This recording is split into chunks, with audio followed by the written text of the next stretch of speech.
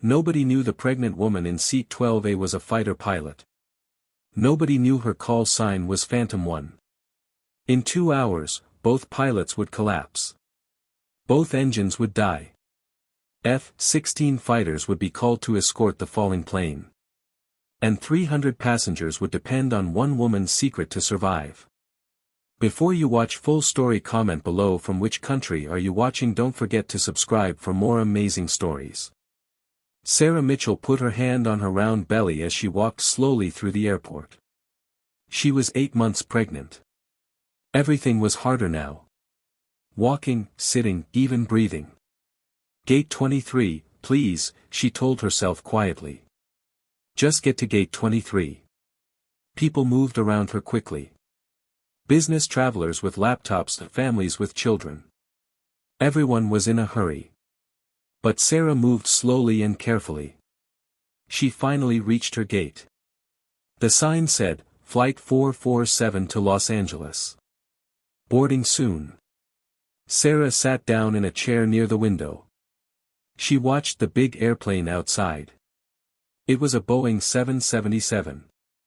Large and powerful. She knew everything about that plane. But nobody else knew that. To everyone else, Sarah was just another pregnant woman. They saw her soft blue dress. Her tired eyes, her swollen feet in comfortable shoes. They did not know her secret. 3 years ago, Sarah was not Sarah Mitchell. She was Captain Sarah Chen. She flew F-18 fighter jets for the United States Navy. Her call sign was Phantom 1. Other pilots spoke her name with respect. Some spoke it with fear. Sarah had flown 87 combat missions. She had landed on aircraft carriers in the dark. She had flown faster than the speed of sound hundreds of times. She had saved lives. She had won battles. She was one of the best fighter pilots in the world. But then everything changed. Sarah fell in love with David, a doctor. They got married. Then Sarah got pregnant. For weeks, she struggled with the choice. Flying was her life. It was who she was. But a baby was coming. A new life that needed her. Her commander called her into his office. Captain Chen, he said, you are the best pilot I have ever seen. The Navy needs you. Your country needs you. Sarah looked at him. Then she looked at the picture of her ultrasound in her hand. Her baby.so tiny.so perfect. I know, sir, she said. But my baby needs me more. She resigned from the Navy. She packed away her flight suit. She took off her wings. She became just Sarah Mitchell, a pregnant woman waiting for her first child. Nobody in her neighborhood knew. The people in her prenatal class did not know. Her doctor did not know. Phantom 1 had disappeared.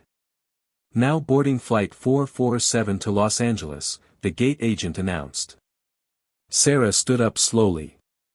She grabbed her small bag. She walked to the line.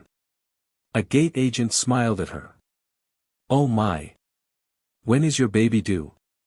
3 weeks, Sarah answered. My doctor said it is okay to fly. I am visiting my sister before the baby comes. How wonderful! Congratulations! Sarah smiled and walked onto the plane. She found her seat. 12th window seat in economy class. The seat was small. Getting her pregnant body into it was hard. But she managed. A young man sat next to her. He looked nervous.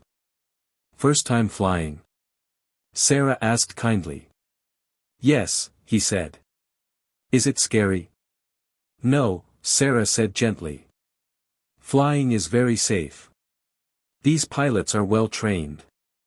This plane is strong. You will be fine. The young man relaxed a little. Sarah did not tell him that she had flown jets in combat. That she knew more about flying than most people knew about anything. She just smiled and let him think she was a normal pregnant passenger. The plane pushed back from the gate. Sarah felt the engine start. She knew that sound perfectly. Those were Rolls-Royce Trent engines. Each one produced 84,000 pounds of thrust. Old habits never die. The plane took off smoothly. Sarah watched the ground fall away. They climbed higher and higher. Soon they were at 39,000 feet. The captain spoke on the intercom. "Good afternoon, folks. This is Captain Williams. Weather looks perfect today. We will arrive in Los Angeles right on time. Flight attendants, you may begin service." Sarah leaned back and closed her eyes.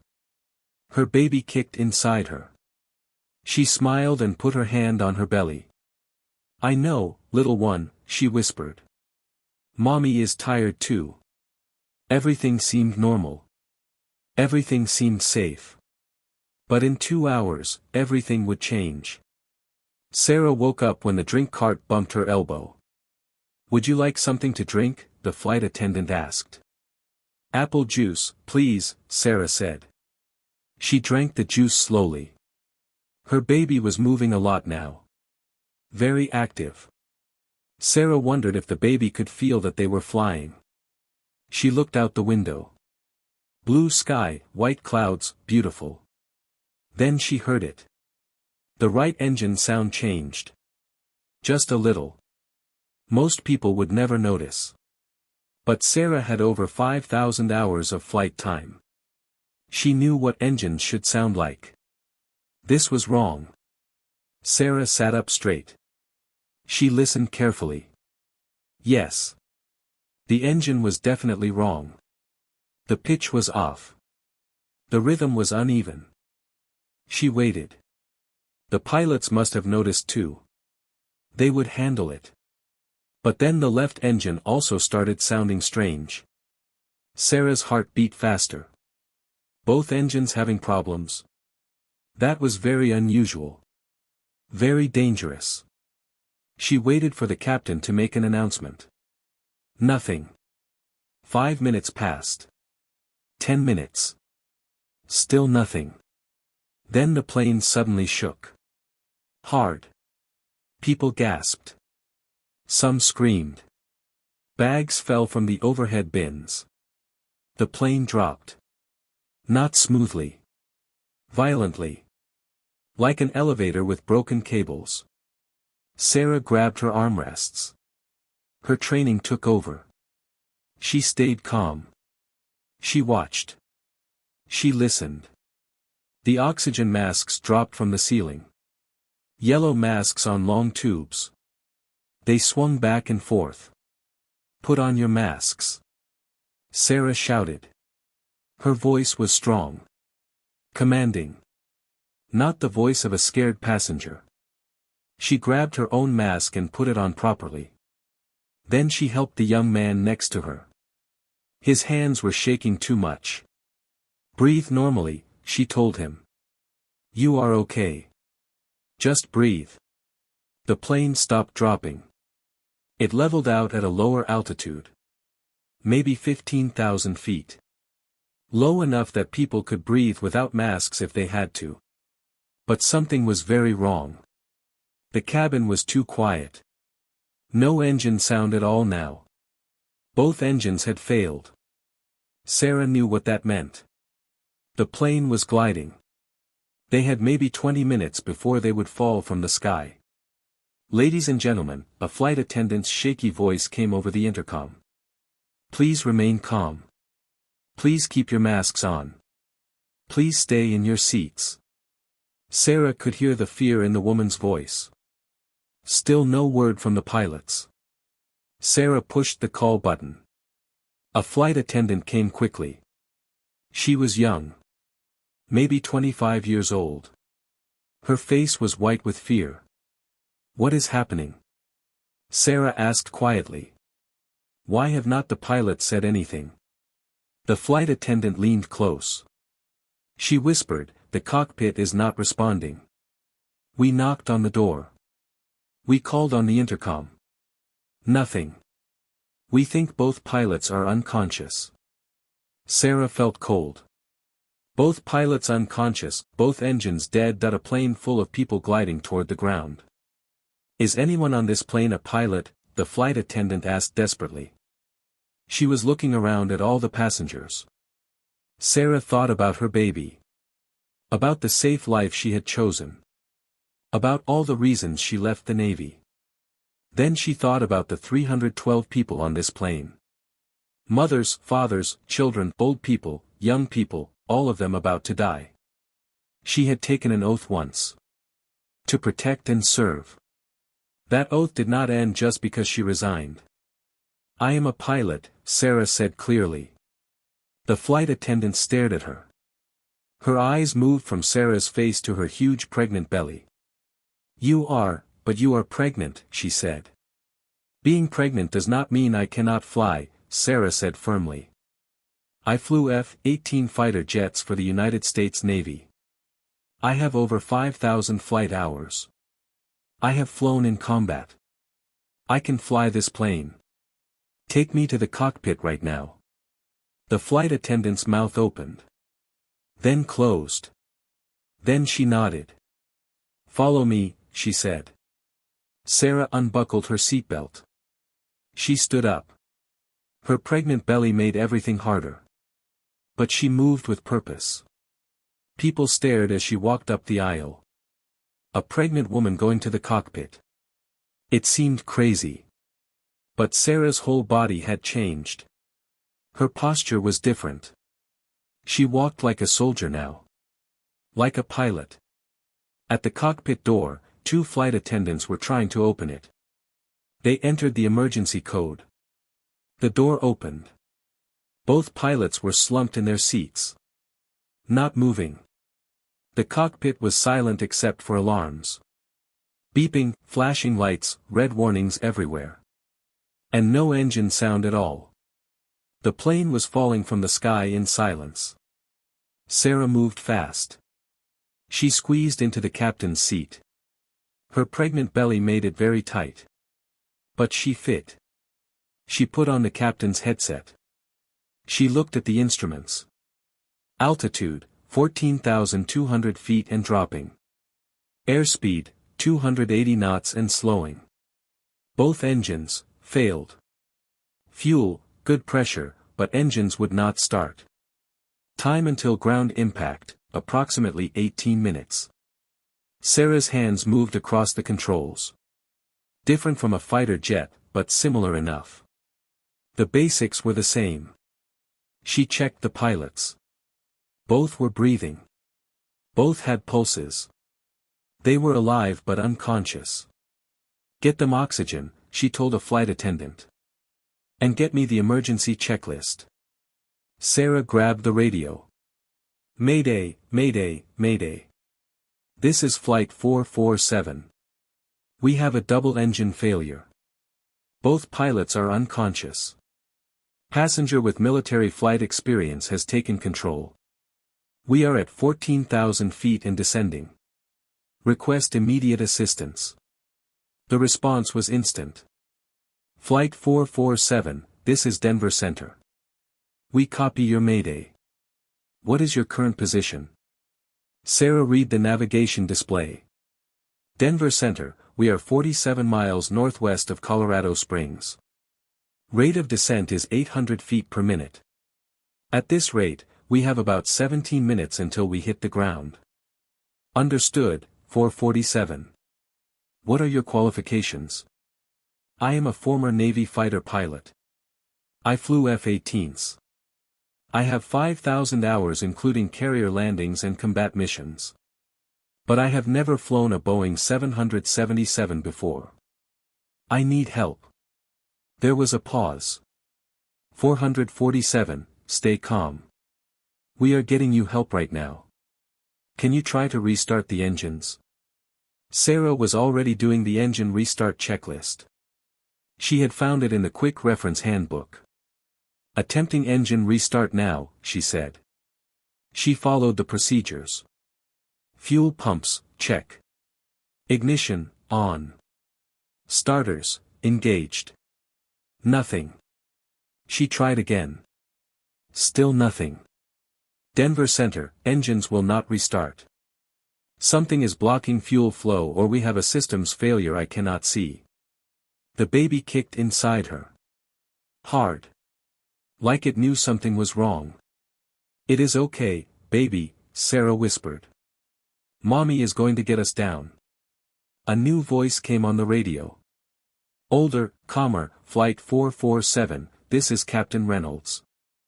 I am a 777 instructor pilot. I am going to help you land this aircraft. First, I need you to look at the hydraulics panel.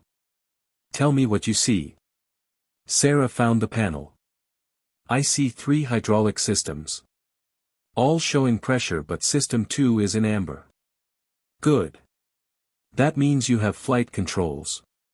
You can steer the plane. Now, what is your glide ratio showing? Sarah checked. About 17:1. Excellent. That means for every mile of altitude, you can glide 17 miles forward. At 14,000 feet, that gives you about, let me calculate, approximately 45 miles of glide distance. Colorado Springs Airport is 47 miles away, Sarah said. We will not make it. There was silence on the radio. Then Captain Reynolds spoke again. There is a small airport called Meadow Lake. It is 32 miles from your position. 5,000-foot runway. No control tower. But it is your only option. Sarah's mind raced. A 5,000-foot runway, very short for a 777. And she had to glide there with no engines. No chance to go around if she missed. One chance, one approach point, one landing. If she was off by even a little bit, they would crash. Send me the coordinates, Sarah said. Captain Reynolds gave Sarah the coordinates. She programmed them into the flight management system. The airport was ahead and to the left. She banked the plane gently in that direction. Flight 447, this is Denver Center. Be advised, we are scrambling F-16 fighters from Peterson Air Force Base. They will escort you. Copy that, Denver Center. Sarah felt a strange mix of emotions. Fear for her baby. Fear for all the passengers. But also something else, something familiar, the calm focus that came from years of training. In the Navy, they had trained her for impossible situations. They had pushed her to her limits and beyond. Expect the unexpected, her instructor had always said. When everything goes wrong, that is when you find out what kind of pilot you really are. Sarah had never imagined this scenario. Flying a commercial jet. 8 months pregnant. Both engines dead. But somehow, her training covered it all. The principles were the same. Keep the aircraft flying. Make smart decisions. Stay calm under pressure. She looked at the altimeter. They were descending steadily. She looked at the navigation display. The airport was getting closer. The baby kicked hard. Sarah put one hand on her belly for just a second. I know you are scared, baby, she whispered. But mommy has got this. Trust me. Behind her, she could hear a flight attendant talking to passengers. The pilot flying our plane is highly qualified. She flew military fighter jets. We are in good hands. Sarah smiled slightly. Good hands. She hoped that was true. Sarah focused on flying. Every movement had to be perfect. Too steep, and she would lose too much altitude too fast. Too shallow, and she would not make it to the airport. The plane had no engines. It was just gliding on air. Like a massive, 500,000-pound paper airplane. Behind her, a flight attendant was updating passengers on the intercom. Ladies and gentlemen, we have a qualified pilot flying the aircraft. Please remain calm. Prepare for an emergency landing. Sarah could hear crying from the cabin. Praying, people calling their families to say goodbye. She could not think about that now. Altitude, 11,000 feet. Distance to airport, 29 miles. The math was tight. Very tight. Flight 447, Viper 1 and Viper 2 are approaching your position. 2 F-16s. We will be with you in 90 seconds. Sarah saw them on the radar. Then she saw them with her eyes. 2 beautiful fighter jets sliding into formation on either side of her plane. Flight 447, this is Viper 1. We have you visual. Ma'am, you are doing great. Your flight path looks good. Thank you, Viper 1, Sarah said. Then she added, it is good to see fighters on my wing again. There was a pause. Again, ma'am. Are you military? Former Navy. I flew F-18s. My call sign was Phantom 1. She heard a sharp intake of breath on the radio. Say again. Did you say Phantom 1? Affirmative, Viper 1. Ma'am, holy. I mean, copy that, Phantom 1. Everyone has heard of you. This is an honor. Now let us get you on the ground. Sarah smiled slightly. Her reputation had followed her even after she left the Navy. Viper 1, I need you to fly ahead and look at that runway. Tell me about wind, obstacles, anything I need to know. Roger, Phantom 1. Viper 2 will stay with you. I am going ahead. 1 F-16 shot forward. It disappeared in seconds. Sarah adjusted her glide path. Still too high. She needed to lose altitude faster. She extended the landing gear. The wheels dropped down. Instantly, the plane's drag increased. They started descending faster. Phantom 1, this is Viper 1.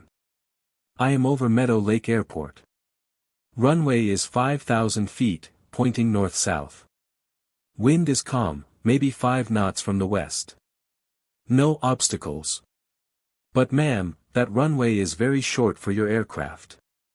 I know, Sarah said. But it is what we have. Captain Reynolds came back on the radio. Phantom 1, when you land, you need to touch down in the first 500 feet. Not 600 feet. Not 700 feet. The first 500 feet, then maximum braking. You will probably blow the tires. That is okay. Just get it stopped. Understood. Touch down in the first 500 feet. Maximum braking. Sarah could see the airport now. A small strip of concrete in the middle of fields and farms. It looked impossibly small. Altitude, 6,000 feet. Distance, 9 miles. The baby kicked again. Harder this time. I know, baby, Sarah said. Mommy is scared too. But we are going to make it. Sarah lined up with the runway. She was still too high. Phantom 1, you need to lose more altitude, Captain Reynolds said. You are going to overshoot. Sarah made a decision. She banked the plane hard to the left. Then hard to the right. S turns, increasing drag, losing altitude faster. Good, good, Reynolds said. That is perfect. You are thinking like a fighter pilot. Sarah smiled grimly. Once a fighter pilot, always a fighter pilot. The plane dropped. The ground came up fast. She could see the runway clearly now. She could see cars on the road next to it. She could see a barn. Altitude, 2,000 feet. Distance, 2 miles. Flaps, she asked Reynolds. Negative. Keep them up until you are sure you will make the runway. You need every bit of glide performance. Sarah's hands were steady on the controls. Years of training, years of practice, years of doing the impossible. This was just another mission. Altitude, 1,000 feet. Distance, 1 mile. Flaps now, Reynolds said. Full flaps. Sarah deployed the flaps. The plane slowed. Dropped faster. The runway filled her windscreen. "You are going to make it," Reynolds said. "Just hold what you have." The F-16s pulled up and away, clearing the airspace. "Bring her home," Phantom 1, Viper 1 transmitted. "We are all watching. You can do this." Sarah could see the numbers on the runway now. She could see the white lines. 500 feet.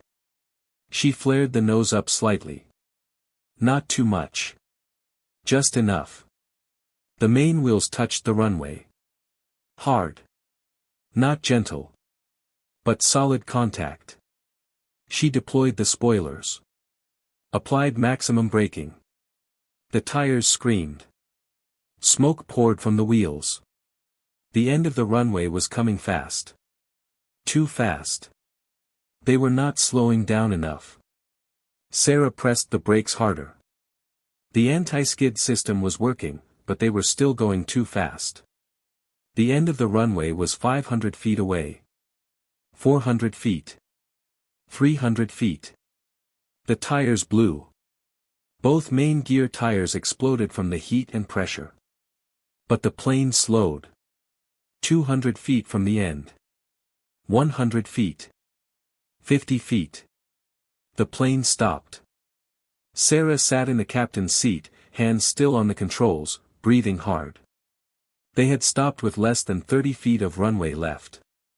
312 people were alive. All of them. Sarah put her head down on the controls and cried. Emergency vehicles surrounded the plane within minutes. Fire trucks, ambulances, police cars. Sarah sat in the cockpit, shaking. Now that it was over, her body was reacting.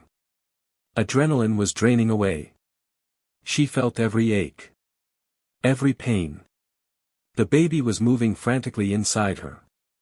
Paramedics rushed into the cockpit. "Ma'am, are you okay? Is the baby okay?" "Check the pilots first," Sarah said. "They have been unconscious for 30 minutes. We have medics with them already. We need to check you and the baby." Sarah nodded.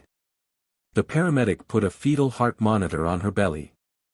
After a few seconds, they heard it. Thump thump thump thump, strong and steady. "Baby's heart rate is good," the paramedic said. "Normal rhythm. You did great, Mom." Sarah closed her eyes in relief. The two unconscious pilots were being carried out on stretchers. They were waking up. Confused. Asking what happened. The captain opened his eyes and saw Sarah sitting in his seat. Who are you?" he asked weakly. "A passenger," Sarah said simply. "You and your co-pilot lost consciousness. Both engines failed. I had to land the plane." The captain stared at her, trying to process this information. "You landed, a passenger landed my plane." "I am a pilot," Sarah explained. "Former Navy. I flew fighters." The captain's eyes went wide. Then he nodded slowly. "Thank you," he whispered. "You saved everyone." Sarah just nodded. She was too exhausted to say more. A senior flight attendant came into the cockpit. She was the one who had first doubted Sarah because of her pregnancy. Now tears were streaming down her face. "I am so sorry," she said. "When you first told me you were a pilot, I looked at your belly and I doubted you. I almost did not take you seriously. I almost." "It is okay," Sarah interrupted gently. "You had never seen anything like this before. Nobody has. A pregnant woman flying a commercial jet with no engines. It sounds impossible. But you did it," the flight attendant said. "You made the impossible possible." Sarah unbuckled her seatbelt and stood up slowly. Her legs were weak. A flight attendant helped her. "You saved us," the flight attendant said, tears streaming down her face. "You saved all of us." Sarah shook her head. "I just did what I was trained to do." As Sarah walked through the cabin, passengers stood up. They started clapping. Then cheering. Many were crying. Many tried to hug her. Everyone wanted to thank her. A mother with 2 small children grabbed Sarah's hand. "My babies are alive because of you. How can I ever thank you?" "Hug your children," Sarah said gently. "Love them. That is enough." Outside, the 2 F-16 pilots were waiting. They had landed at a nearby Air Force base and driven over. Both saluted as Sarah carefully climbed down the emergency stairs. "Ma'am, I am Major Rick Thompson," Viper 1 said. "That was the most incredible flying I have ever seen. To glide a dead 777 to that short runway and stop with 30 feet left, that is legendary. And to do it 8 months pregnant," Viper 2 added. She was a woman, maybe 30 years old. "You are my hero." Sarah smiled tiredly. "I am just glad everyone is safe." An ambulance took Sarah to the hospital for observation. The doctors checked her thoroughly. The baby was fine. Sarah was fine. Exhausted, but fine. Her husband, David, arrived at the hospital 4 hours later. He had driven 200 miles after hearing the news. He walked into her room and just stood there, looking at her. "You flew a plane," he said. 8 months pregnant. With no engines, and saved 312 people. "I did," Sarah said. David sat down next to her bed. He took her hand. "I knew you were an amazing pilot. But I did not truly understand until today. The news is calling you a hero. They are showing the landing video over and over." "I am not a hero," Sarah said. "I just—" "You are," David interrupted gently. "You are a hero. Accept it." Sarah squeezed his hand. "I was scared. The whole time. I thought about the baby. About you, about everyone on that plane. I was terrified. But you did it anyway," David said. "That is what courage is. Not the absence of fear. But doing what needs to be done despite the fear." The Navy called the next day. An admiral Sarah had served under. "Captain Chen." "I mean, Mrs. Mitchell," he said. "The whole Navy is proud of you. We would like to offer you your commission back. You can name your position. Name your base. We will work around your family." Sarah looked at David. Then at her belly. "Thank you, Admiral," she said. "I am honored. But my answer is no." "May I ask why?" "Because I made my choice 3 years ago. I chose my family. I chose to be a mother. Yesterday did not change that. I stepped up because I had to. Because I could. But my life is here now. With my husband and my daughter." "Daughter?" the Admiral asked. Sarah smiled. "Yes, sir. The ultrasound yesterday confirmed it. I am having a girl. Congratulations, Captain. I understand your decision. But know that you will always be Navy. You will always be Phantom 1. Thank you, sir." 3 weeks later, Sarah gave birth to a healthy baby girl.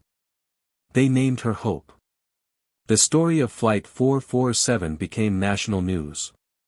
Sarah's face was on every television. Every newspaper, every website. Reporters camped outside her house. They all wanted interviews. They all wanted her story. Sarah refused them all. "I am not doing interviews," she told David. "I do not want to be famous. I just want to be a mom."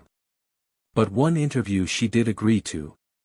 It was with a young girl. 12 years old. She had been a passenger on Flight 447 with her father. The girl's name was Emma. She came to Sarah's house with her father and a school video camera. "I want to be a pilot like you," Emma said shyly. "My teacher said I could interview you for my school project about heroes."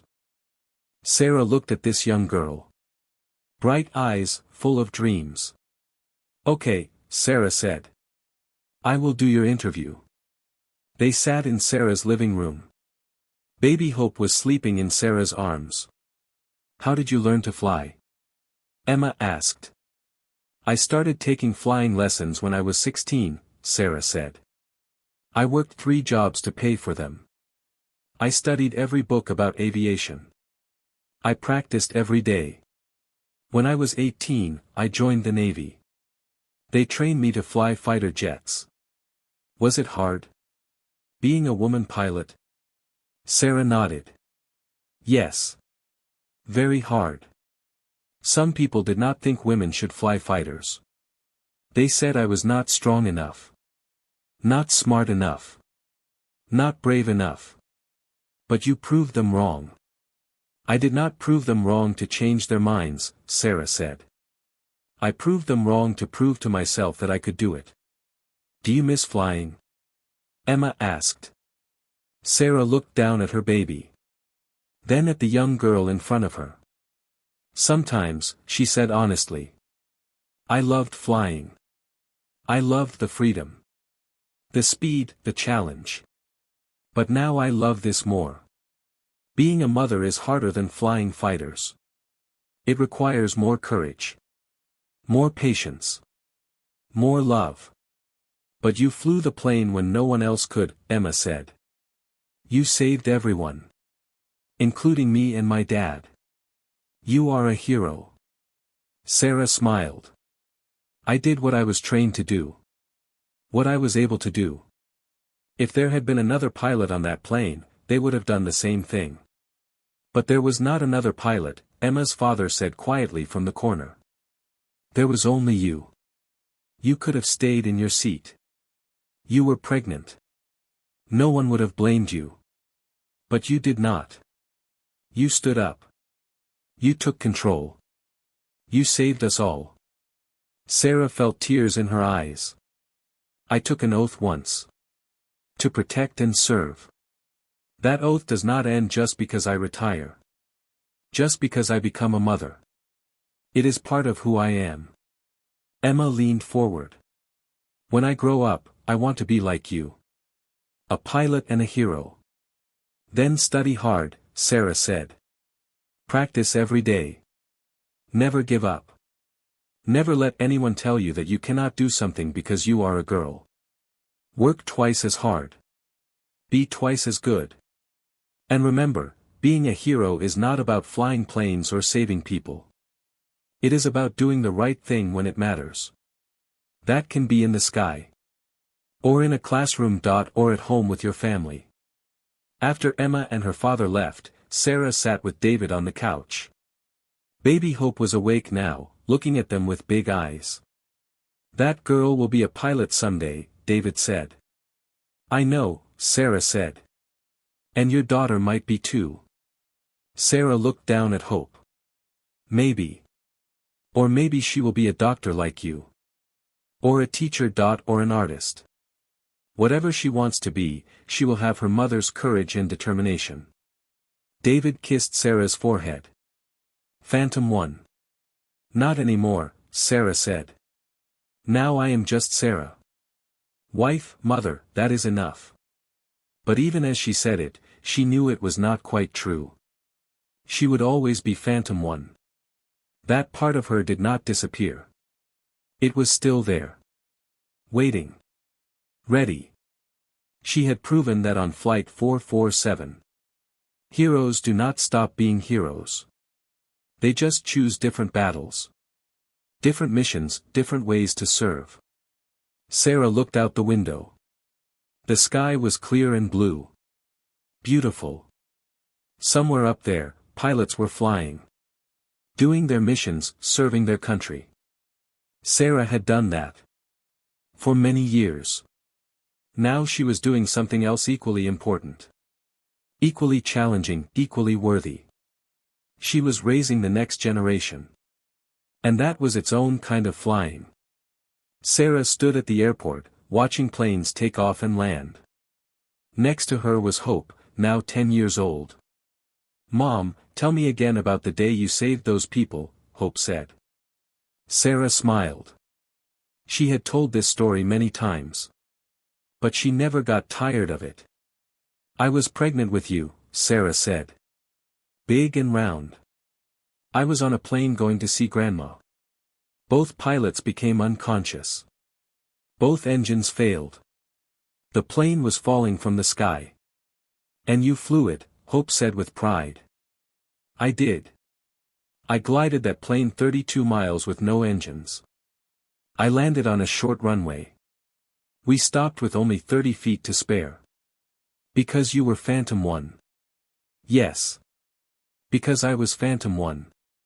Hope watched a 777 take off. The same type of plane Sarah had saved. Mom, I want to be a pilot like you. Sarah had been waiting for this. She knew it would come. Then you will work hard, Sarah said. You will study. You will practice. You will never give up. And I will help you every step of the way. Will you teach me to fly? Sarah nodded. When you are old enough, yes. I will teach you everything I know.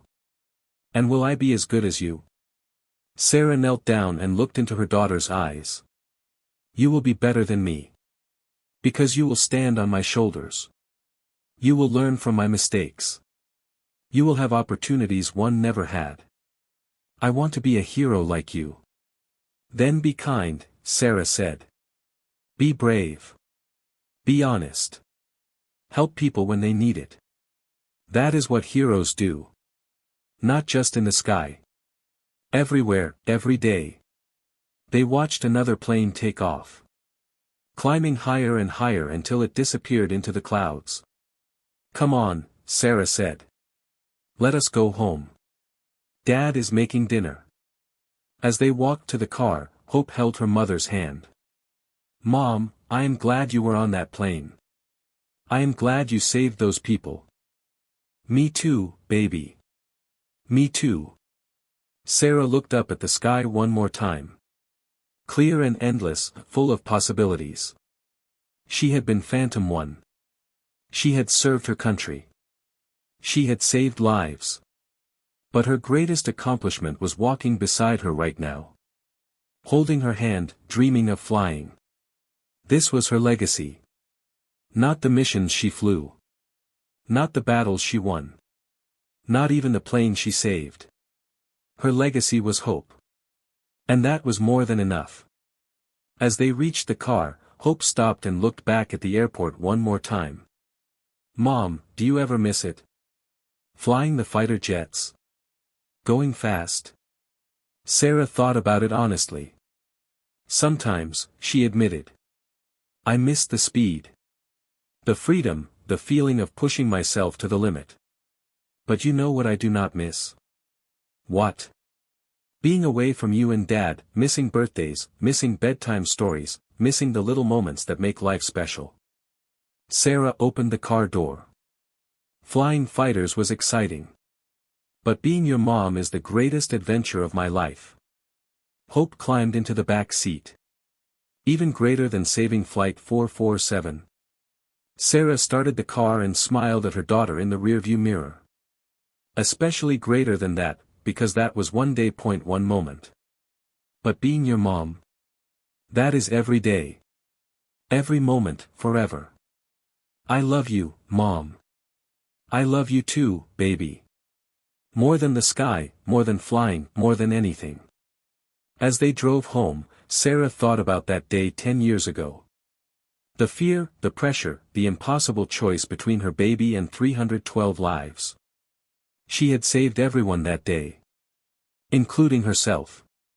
Because she had learned the most important lesson of all, true strength is not about how fast you can fly or how brave you are in battle. True strength is about knowing when to fight and when to let go. When to step up and when to step back, when to be Phantom 1 and when to just be mom. And Sarah had mastered both. The sky would always be there. Calling to her. Reminding her of who she once was. But home was where her heart lived now. With David, with Hope. With the family they had built together. That was her final mission. Her greatest victory. And unlike her days as Phantom 1, this mission would never end.